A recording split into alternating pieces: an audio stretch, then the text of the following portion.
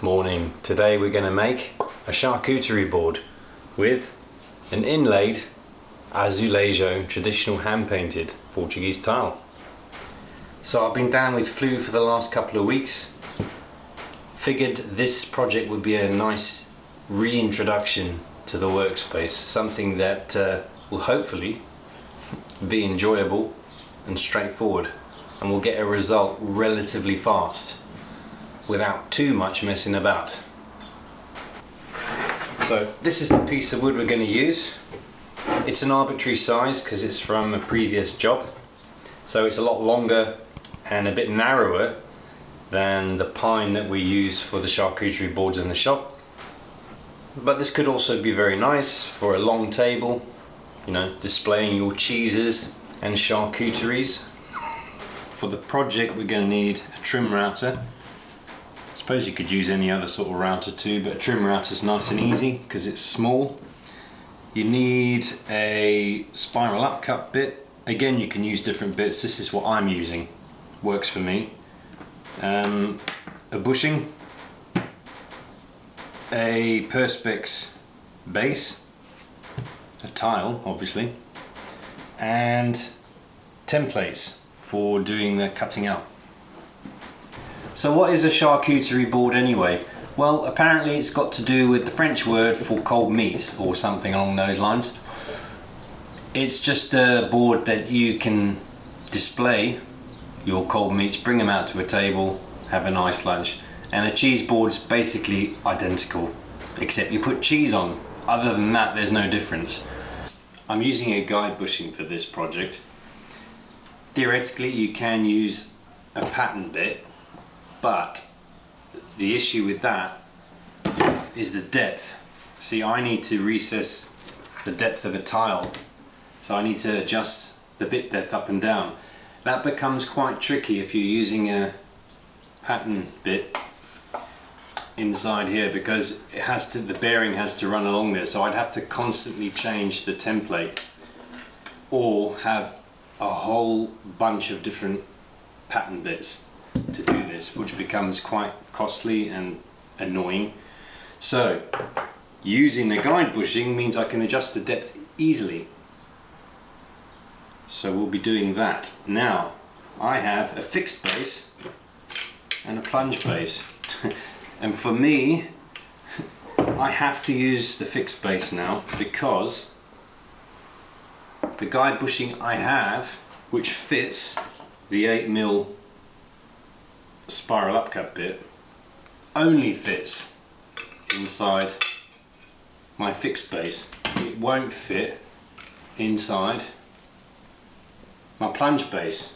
And the only other plunge base guide bushing I have is this massive bad boy, which does work, but again, I'd have to cut a different template, blah blah blah, so I'm not going to do that. So it's not ideal using it with a fixed base because I have to sort of plunge cut it. I have to drop cut it, where you drop it in. I can't plunge it, but it does work. We'll make it work. I'll show you how I do that. So yeah, and I also have made myself a large Perspex base for the bottom. And the reason for doing that is so that when you go through cutting out the square, it doesn't collapse in on itself. You'll see what I mean. If it's too small, what will happen is when you reach the corner, it starts doing that, which is not really what you want. So something along these lines is not too difficult to make really.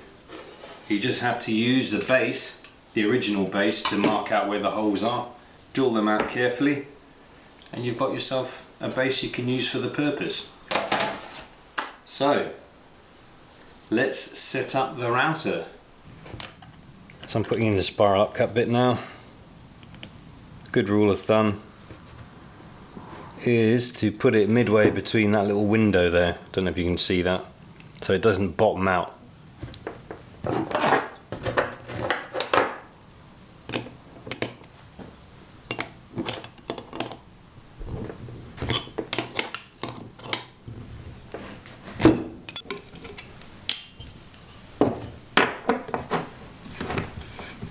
Always a good idea getting one of these magnetic trays.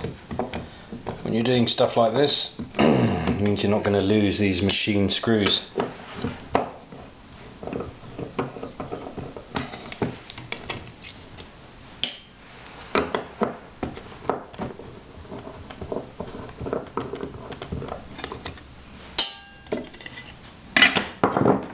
Now we've got to put our little bushing in there.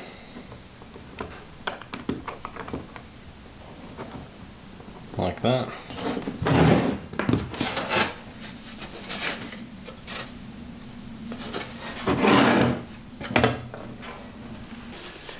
Right, so we've got the Perspex base on. Sits on like that. And we have to account for, when we're making a template, which I've already done, but I'm going to talk you through it anyway. You've got to account for offset. Offset is the collet diameter, which is this outside bit here,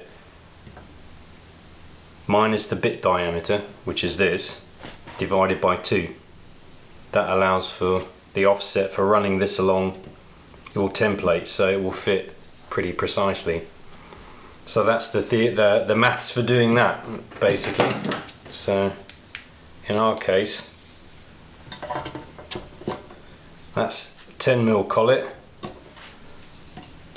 8mm bit diameter.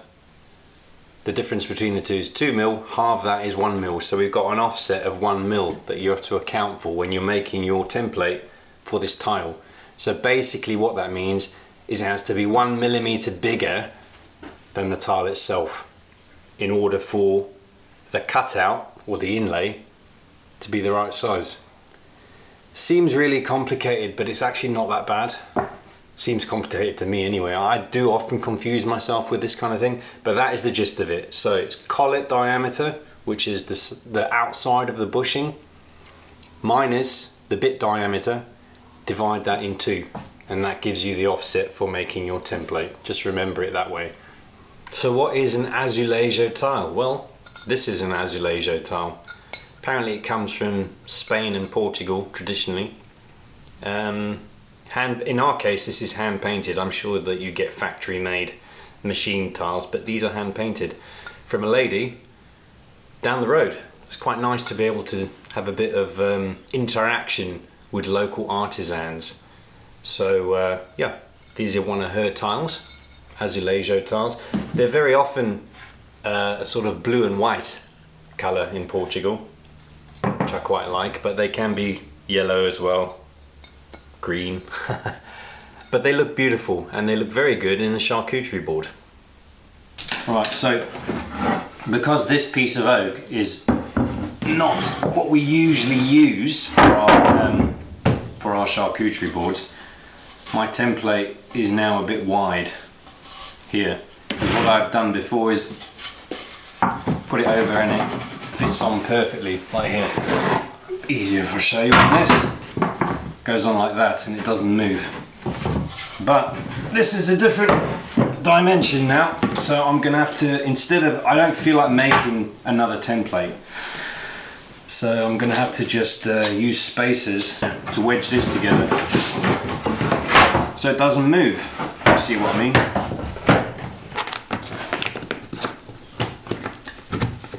There we go, so jammed it in with spacers now so it doesn't move as much, because we don't want it moving when we're cutting with the router, obviously. So now we've clamped down to the workpiece, to the workbench, sorry, the workpiece to the workbench, so it doesn't move when we run the router around our template here. So let's do this. Oh yeah, it's going to get very messy, okay? I haven't got a good vacuum dust setup, extraction vine. So what we're gonna have to do is cut through here, lift up the router, blow out or vacuum the sawdust, and keep doing it like that. You'll see what we do as we go along.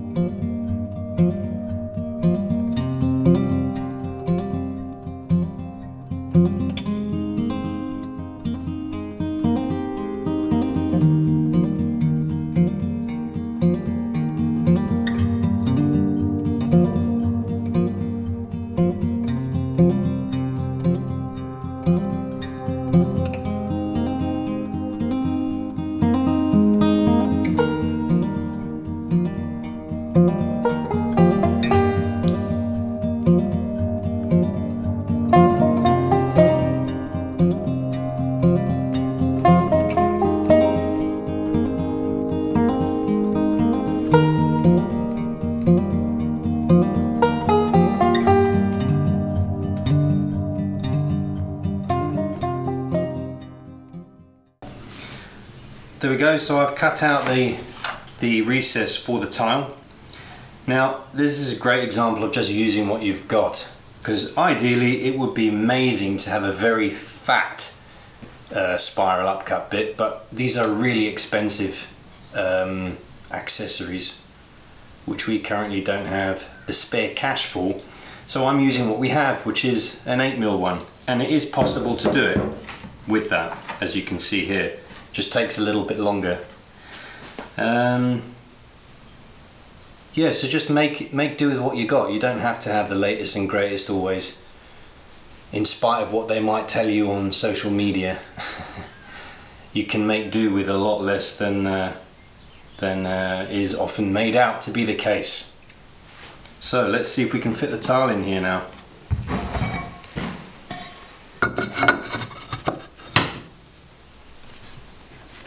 Now I'm going to cut the handle out. Again, the same issue is my template for the handle is too wide for the workpiece that I have, so we've had to shimmy it up a bit. That's okay. So I'm going to trace out the handle, cut it out with a jigsaw roughly to the line, but not onto the line. And then we're going to put the template back on and use the router to flush it up.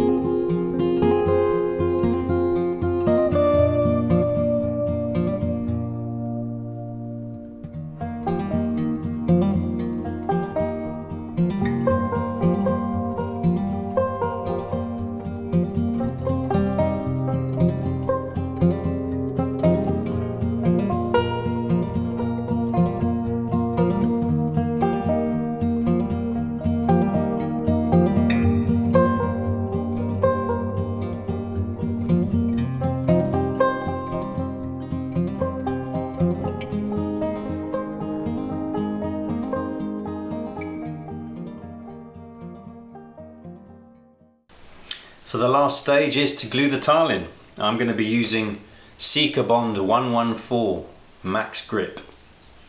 It's a relatively inexpensive product and it does the job perfectly.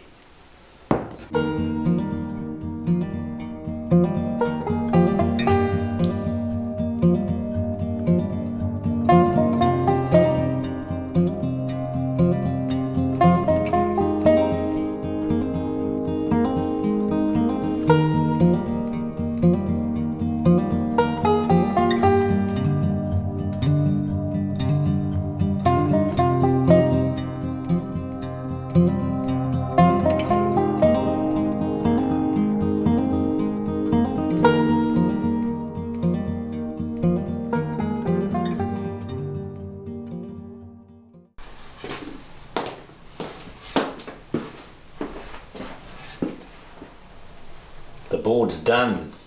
We've waxed it with our own blend of beeswax and coconut oil, and it's ready to rock.